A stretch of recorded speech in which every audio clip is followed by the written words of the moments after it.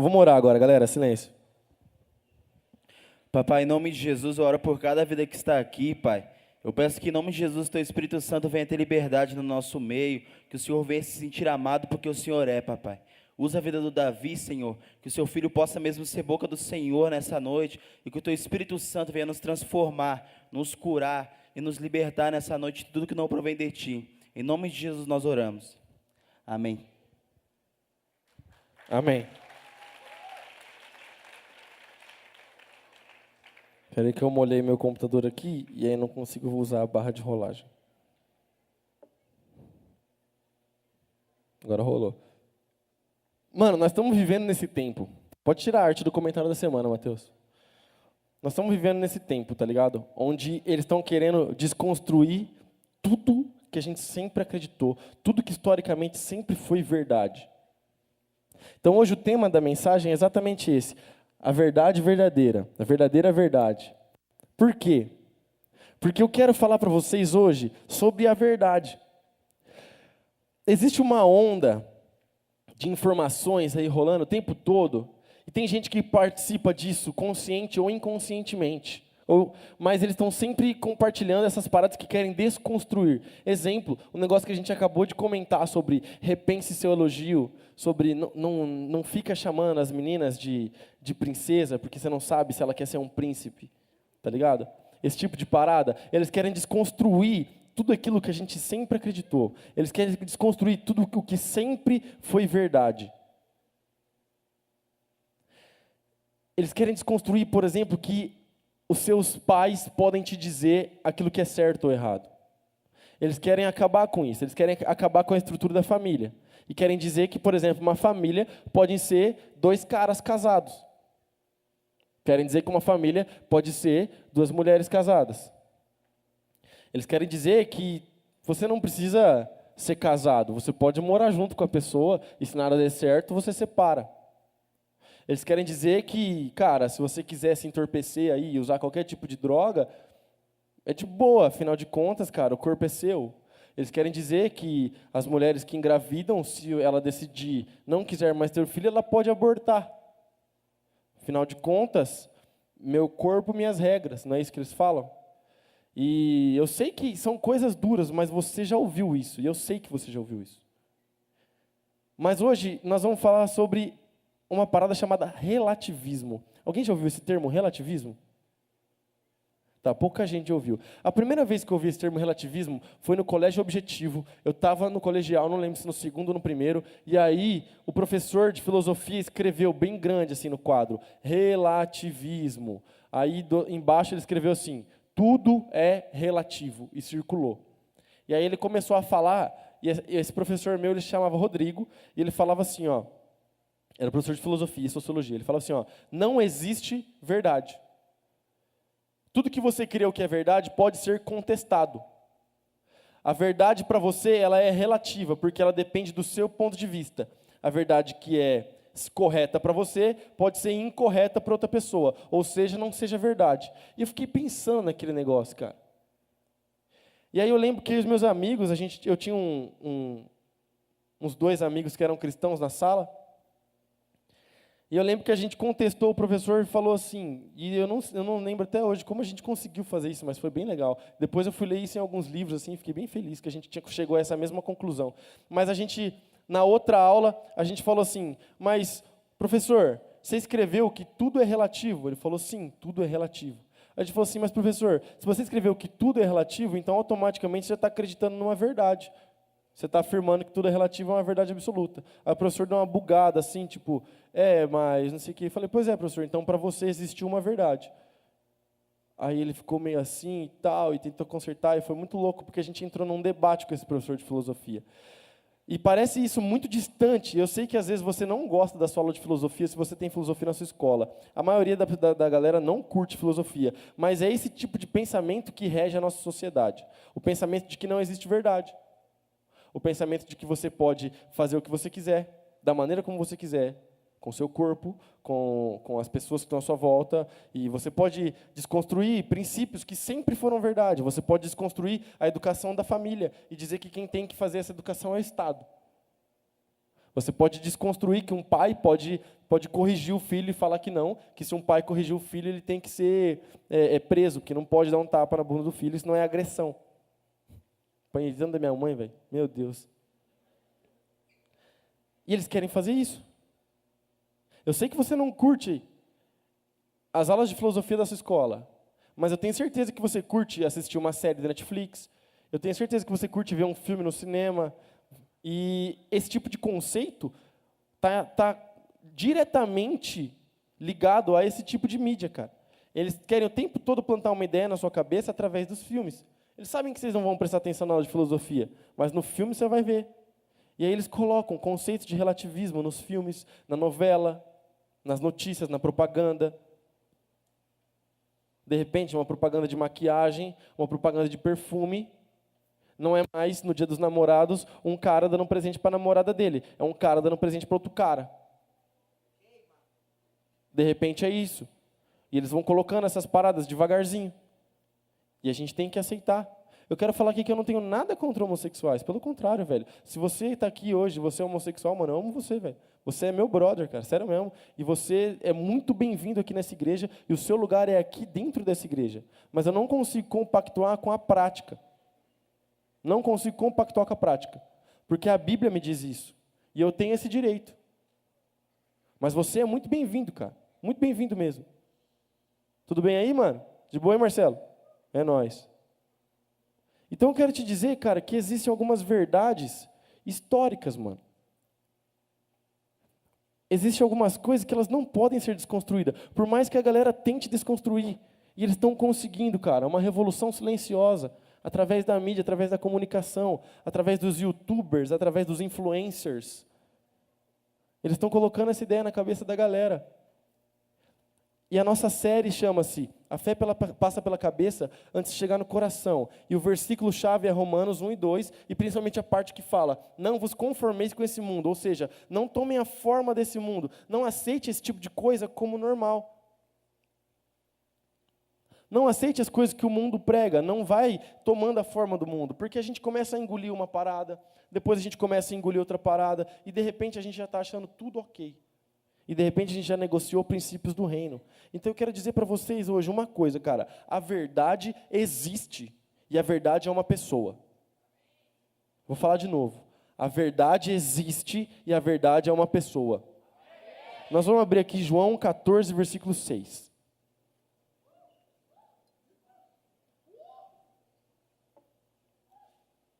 Jesus disse: eu sou o caminho, a verdade e a vida. Ninguém pode vir ao Pai senão por mim. Só os 6. Olha só. Vamos parar para prestar atenção aqui. Nós vamos destacar 2 sentenças desse versículo. Primeiro, Jesus disse, deixa eu tirar essa parada da frente. Jesus disse: eu sou o caminho, a verdade e a vida. Então, a primeira parte que nós vamos destacar aqui é: Jesus é a verdade. Fala assim: Jesus é a verdade. E a segunda parte que nós vamos destacar aqui é: ninguém pode vir ao Pai senão por mim, Jesus falando. Então, ninguém pode ir ao Pai se não for por Deus, por Jesus. Mas vamos ficar com a primeira parte. Jesus disse que Ele é a verdade. Aí você pode estar me perguntando: ah, mas como assim, velho? Simples. Jesus é a verdade, e a verdade que gera vida. E Jesus é o princípio de todas as verdades. Então, se você quer saber se algo é certo ou errado, se você quer saber se algo é verdade ou mentira, é só você parar para prestar atenção se isso partiu de Jesus. Ou se isso compactua com quem Jesus é. Jesus é o crivo, é o filtro para a gente saber o que é verdade e o que não é verdade. Então está aqui a explicação, porque a gente nunca vai concordar, que a gente não pode chamar as nossas meninas de princesas. Porque Jesus nos permite isso. Está aqui o crivo para a gente nunca concordar que um casal pode ser 2 caras. Porque isso não compactua com quem Jesus é. Não compactua com a verdade que Jesus é. Você está me entendendo? Jesus é a verdade. Jesus é uma verdade absoluta. Está aqui o porquê que a gente não compactua com mentira, está aqui porquê que a gente não compactua com corrupção, com bandidagem no governo, porque só existe uma verdade, Jesus. E esse tipo de coisa não bate com Jesus, não fecha com Jesus.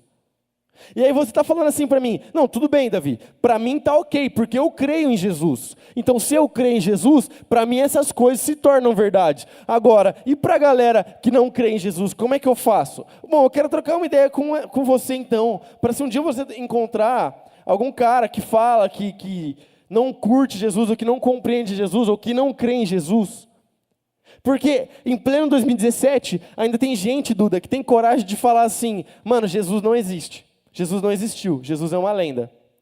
Tem gente que tem coragem de falar isso. Mas deixa eu falar uma coisa para você.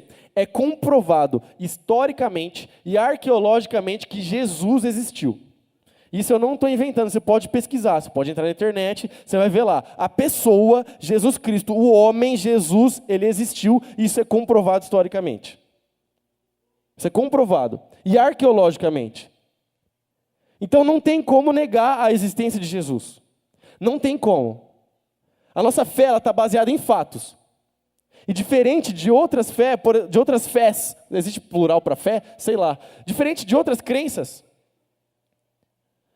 Por exemplo, o Islã, que a expansão do Islã começou 700 e poucos anos depois, assim que Jesus subiu aos céus, a expansão do cristianismo começou e os discípulos começaram a pregar. E a igreja surgiu. E tem também documentos históricos que comprovam o início da igreja. Existem também documentos históricos que comprovam a existência dos apóstolos. A existência de Pedro, a existência de João, a existência de Paulo, e de tantos outros caras que andaram com eles. Então, deixa eu falar uma coisa para você, você que é cristão, a sua fé é a fé mais baseada do mundo. Nenhuma outra fé tem tanta comprovação histórica quanto a fé cristã. Nenhuma outra fé. Nenhuma outra fé tem tanto embasamento em fatos como a fé cristã. A Bíblia tem cópias de documentos originais, tá ligado? Tem várias cópias desse documento. E a precisão da Bíblia é tipo assim, 99%. 99%. Esse 1% é porque tipo assim, eu não lembro a conta de cabeça agora, mas é tipo assim, no Novo Testamento tem 148 mil palavras. E dessas 148 mil palavras, só umas 1.400 a galera tem dúvida em relação ao original. E nenhuma dessas palavras altera o significado da mensagem. Nenhuma delas. É tipo um artigo ou uma parada que não altera o contexto do que está escrito na palavra de Deus. Então a Bíblia também é o livro histórico mais confiável do mundo.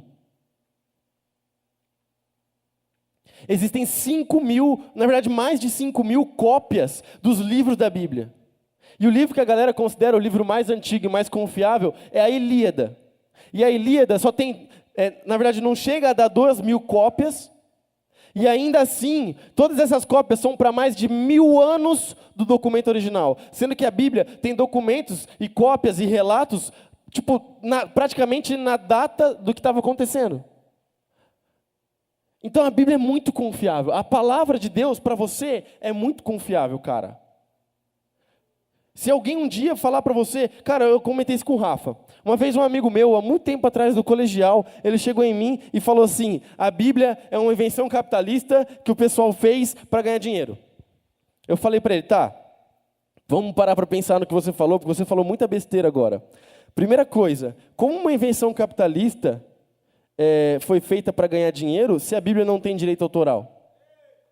Aí ele, não, mas então, por isso mesmo, qualquer um pode publicar e ganhar dinheiro. Eu falei, então, cara, mas que capitalista bonzinho é esse que fez a parada para qualquer um ganhar dinheiro? Eu acho que você não está entendendo muito bem qual que é o princípio do capitalismo. Aí ele já ficou meio assim. Eu falei, e outra, a Bíblia foi escrita muito, muito antes da invenção do termo capitalismo. Então como que você pode falar para mim que a Bíblia é uma invenção capitalista? Você nem sabe quando a Bíblia foi escrita. Aí ele ficou assim, e tal, não sei o quê. Então, cara, se algum dia alguém nessa escola, algum professor seu que pensa que é muito inteligente, começar a questionar a Bíblia, pode dar no meio dele. Fala essas informações que eu falei para você. Pode falar. Fala, professor, olha só, você pode até não querer crer que Jesus é o Filho de Deus, porque o trabalho de convencimento é do Espírito Santo, mas você nunca pode negar a existência de Jesus Cristo. Pode falar para ele. Fala lá para o teu professor na sala de aula. Joga esse rojão na cabeça dele. Vê o que ele vai te falar. Cara, eu estou cansado dessa galera que pensa que entende muito, que pensa que é muito inteligente, questionar a fé cristã. A nossa fé, ela é completamente baseada em fatos. E outra, é só você parar para pensar no impacto que o cristianismo e o evangelho causam nas pessoas. Mano, o evangelho é uma fé que causa uma transformação absurda. Para pensar, a nossa igreja tem quase 7 mil membros. Entre esses 7 mil membros, tinha um monte de gente que estava com o casamento estourado e agora está vivendo a família restaurada, uma bênção. Tinha um monte de gente que era viciado em drogas e agora está liberto, lidera a célula e abençoa outras pessoas, cara. Tinha um monte de gente que estava arrebentado, caído em depressão, cara, e não conseguia sair de casa. E hoje a pessoa vem aqui para o culto, pula, dança e sorri e tem amigos e cumprimenta as pessoas.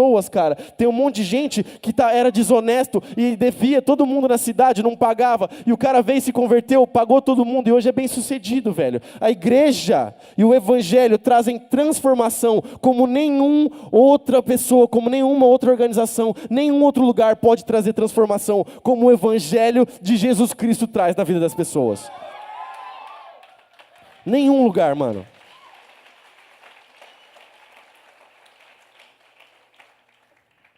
Às vezes você conhece alguém, você conhece o testemunho de alguém. Você conhece alguém que estava arrebentado, cara. Você conhece alguém que estava lá sujão, no mar de pecado, e quando conheceu Jesus, só Jesus levantou o cara. O cara já tinha tentado tudo quanto é coisa. E nada resolvia. E de repente se encontrou com Jesus e a vida do cara foi transformada. E eu não estou falando que quando a gente se encontra com Jesus, a gente não vai passar por lutas, não. Nós vamos passar, mas a nossa transformação é diferente. É a transformação da mente, é a transformação do coração, cara. É a transformação que traz o reino. E aí você pode estar perguntando assim, mas Davi, a Bíblia não foi escrita por gente, por homens, por seres humanos? Como que está falando para mim que a Bíblia é a palavra de Deus? Simples, cara, porque a Bíblia, ela foi sim escrita por homens. Primeiro porque Deus escolheu agir na terra através da vida de homens e mulheres, através da nossa vida. Essa é a primeira coisa. Deus escolheu agir na terra através de nós. E segundo, porque toda a Escritura ela foi inspirada por Deus. Toda a Escritura ela foi inspirada pelo Espírito Santo. E se você pega, por exemplo, profecias do Velho Testamento, várias e várias e várias delas se cumpriram. O que comprova a veracidade das Escrituras e o que comprova a inspiração de Deus. Várias e várias profecias que foram escritas anos e anos antes de Jesus vir, se cumpriram quando Jesus veio.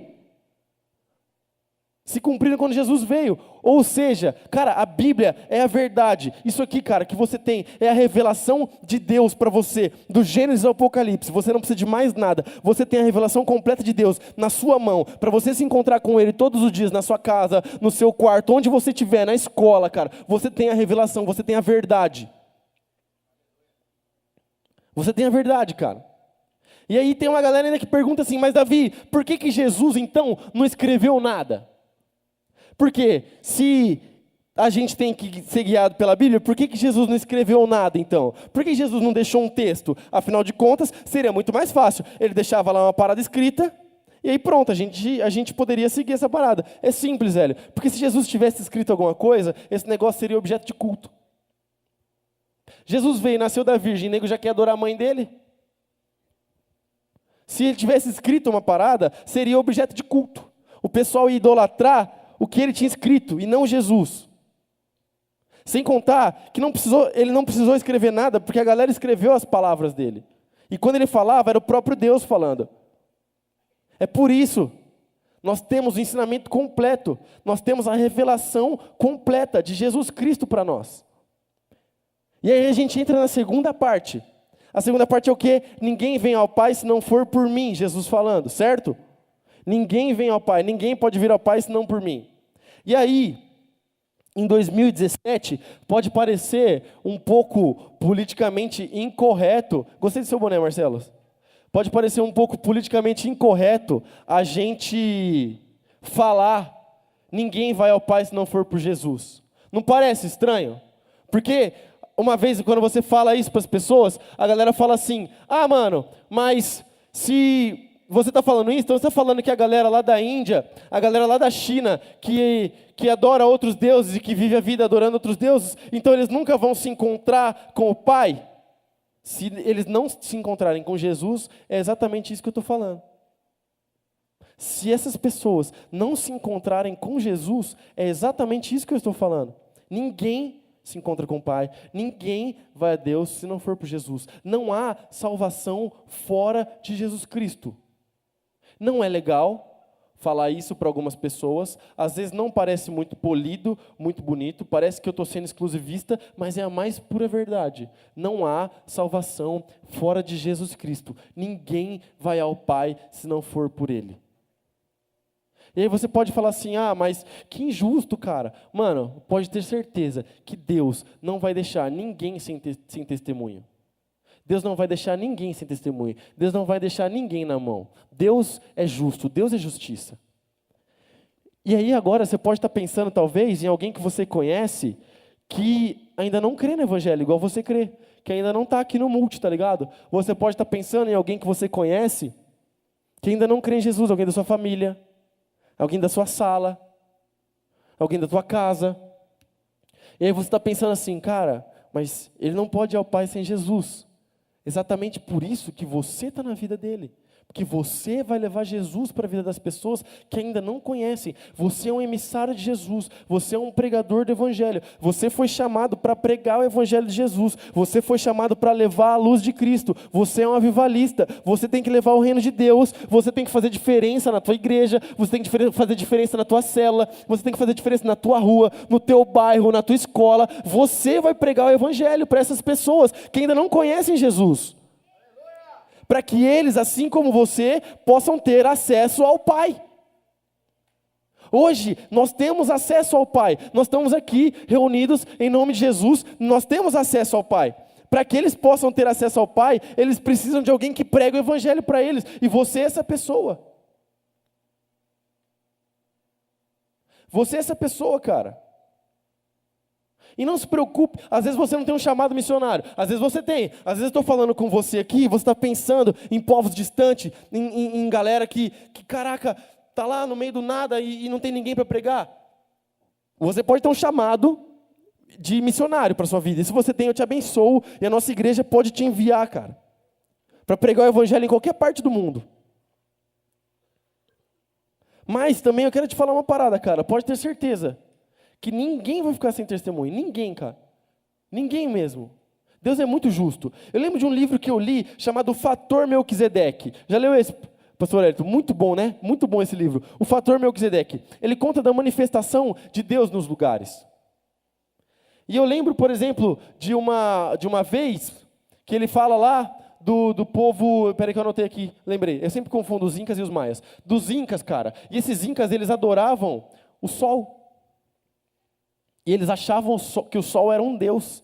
E eles adoravam o sol. E aí um dia, um rei inca parou e começou a pensar. E ele ficou olhando o sol se pondo. Depois ele foi ver o sol nascendo. E ele falou assim, cara, o sol faz a mesma coisa todo dia. Como que o sol pode ser um deus? Não tem como esse cara ser um deus. Ele deve ser, no mínimo, um funcionário. Porque ele faz a mesma coisa todo dia, se repete todo dia. Ele nasce ali e se põe ali. E no outro dia ele vai nascer ali de novo. E eu sei que ele vai nascer ali e vai se pôr ali. E como que o sol pode ser um Deus se uma nuvem qualquer passa e ofusca o brilho dele? Não é possível que esse cara seja Deus. E aí esse cara começou a pensar, e aí ele se encontrou com o Deus criador de todas as coisas, começou a adorar e louvar a Deus, cara. E em povos assim, que houveram esse tipo de manifestação, quando chegaram os missionários para pregar o evangelho para eles, eles recebiam o evangelho muito rápido. Muito rápido. Porque os missionários já encontravam a chave para pregar o evangelho. Então, se você tem um chamado missionário, cara, velho, chega junto. Não pipoca, não. Você foi chamado para ser um avivalista. Você foi chamado para pregar o evangelho para as nações, cara. E hoje, mais do que nunca, nós precisamos de gente pregando o evangelho. Nós precisamos de gente que vá até os lugares onde ninguém quer ir, cara. Nós precisamos de gente que vá desde a quebrada até lá no Nordeste, até lá o sertão, cara, até os países africanos, para pregar o evangelho, para levar a luz de Cristo. O povo não sabe que eles estão na escuridão.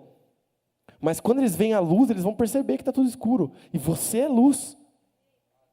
Eles não conseguem perceber isso. Eles estão cegos pelo pecado. Mas você leva a luz e abre os olhos deles através do poder de Deus. O Espírito Santo convence eles e abre os olhos deles. E eles vão ver, caraca, a gente está vivendo uma vida de pecado, a gente precisa de Jesus. Você é esse cara que vai levar essa luz. Você é essa garota que vai levar essa luz. Você é cheio do Espírito Santo. Tem alguém aqui comigo ou não? Tem alguém cheio do Espírito Santo aqui ou não, cara? Cara, não deixa as pessoas tentarem moldar o que é verdade para nós. Não deixa as pessoas tentarem fazer você pensar aquilo que é verdade, aquilo que não é. Não deixa as pessoas tentarem te calar. Eu já falei essa frase, e eu vou falar essa frase toda a pregação, até o final dessa série. É uma frase do pastor Martin Luther King, ele fala o seguinte: o que me preocupa não é o barulho dos maus, mas é o silêncio dos bons. Tem gente boa aqui de Deus, cara. Tem gente boa aqui de Deus. Tem gente boa aqui de Deus que vai fazer muito barulho, cara. Tem gente boa aqui de Deus que não vai ficar calado. Gente de Deus, gente salvo por Jesus, que não vai ficar calado mediante essas coisas ridículas que estão sendo apresentadas na sociedade, cara. Mediante essa injustiça. Eles querem privar o nosso direito, a nossa liberdade de adorar a Deus. Querem que os casados se separem, cara, e que homens se casem. Eles querem que a gente fique calado. Eles querem que a galera agora viva completa deturpação dos valores, cara. Chega disso. Está na hora da gente mostrar a verdadeira cultura. Está na hora da gente mostrar a verdade, que é Jesus Cristo, cara. E viver o verdadeiro avivamento na cidade de Marília, mostrando a verdade. Tem alguém aqui comigo, cara? Fica de pé no seu lugar, mano.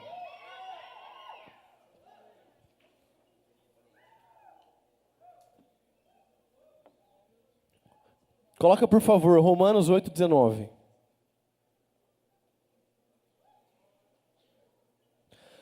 Pois toda a criação aguarda com grande expectativa o dia em que os filhos de Deus serão revelados. Coloca na NVI, por favor, Mateus.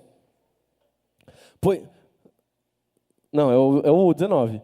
A natureza criada aguarda com grandes expectativas que os filhos de Deus sejam revelados. Tem uma outra versão que fala a manifestação dos filhos de Deus. A criação aguarda pela manifestação dos... Olha lá, ó. Porque a ardente expectação da criatura espera a manifestação dos filhos de Deus, cara. Tem algum filho de Deus que vai se manifestar aqui, cara? Tem alguém aqui que vai participar comigo do Manifesto Jesus, cara? Que você vai, dessa semana, você vai manifestar Jesus para tudo quanto é lugar, cara. Você não vai se calar. Você vai ser alguém igualzinho a Jesus, andando na tua escola, andando no teu bairro, por qualquer lugar onde você passar. Eu quero que você venha até aqui à frente para a gente orar. Manifeste Jesus, cara. Seja um manifesto de Jesus. Manifeste Jesus.